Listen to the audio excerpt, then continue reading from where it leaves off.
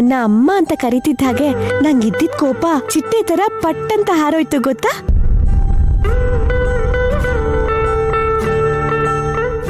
ನೀನ್ ಕರ್ದಿದ್ ರೀತಿನೋ ಅಮ್ಮ ಅನ್ನೋ ಪದದಲ್ಲಿರೋ ಅಮೃತನೋ ಏನೋ ಆದ್ರೆ ಒಂದ್ಸಲಕ್ಕೆ ನನ್ ಮನ್ಸೆಲ್ಲ ಹಾಯಾಗ್ ಅನ್ಸ್ತು.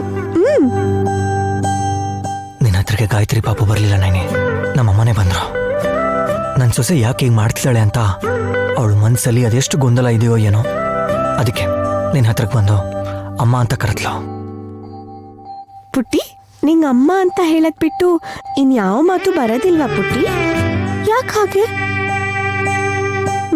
ಯಾರು ನಿಂಗೆ ಹೇಳ್ಕೊಟ್ಟಿಲ್ವಾ? ಈ ಮನೇಲಿರೋ ತುಂಬಾ ಜನಕ್ಕೆ ಏನ್ ಮಾತಾಡ್ಬೇಕು ಹೇಗ್ ಮಾತಾಡ್ಬೇಕು ಅಂತಾನೆ ಗೊತ್ತಿಲ್ಲ. ಇನ್ ಪಾಪ ನಿನಗ್ ಹೇಗ್ ಗೊತ್ತಾಗ್ಬೇಕು? ಎಲ್ಲ ಮಾತನ್ನು ನಾನ್ ನಿನಗ್ ಹೇಳ್ಕೊಡ್ತೀನಿ, ಸರಿನಾ?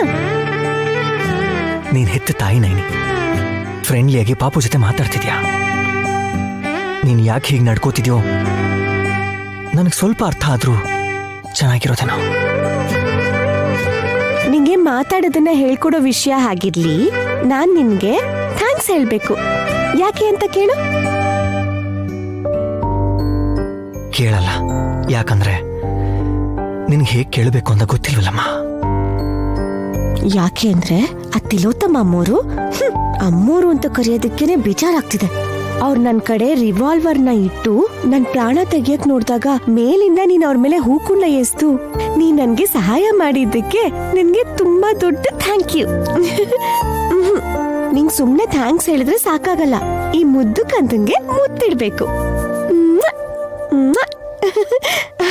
ಅಬ್ಬಾ, ನಿನಗ್ ಮುದ್ದು ಕೊಡ್ತಿದ್ದ ಹಾಗೆ ನನಗೂ ಎಷ್ಟು ಮುದ್ದು ಬರ್ತಿದೆ ಅಂತ ಗೊತ್ತಾ ಪುಟಿ? ಸರಿ ಬಿಡು, ಯಾರೋ ಬರ್ತಿರೋ ಹಾಗಿದೆ. ನಿನ್ ಹತ್ರ ಹೀಗೆಲ್ಲ ಮಾತಾಡ್ತಿದ್ರೆ ನಂಗೆ ಹುಚ್ಚು ಅನ್ಕೋತಾರೆ. ಈಗ ಆಗ್ಲೇ ಆ ಮಾತನ್ನ ಎಷ್ಟ್ ಸಲ ಹೇಳಿದಾರೋ, ಹಾಗಂದಾಗ ನಂಗೆ ಕೋಪ ಬರಲ್ವಾ ಹೇಳು? ಈಗ್ಲೇ ಬಂದೆ, ಒಂದ್ ನಿಮಿಷ.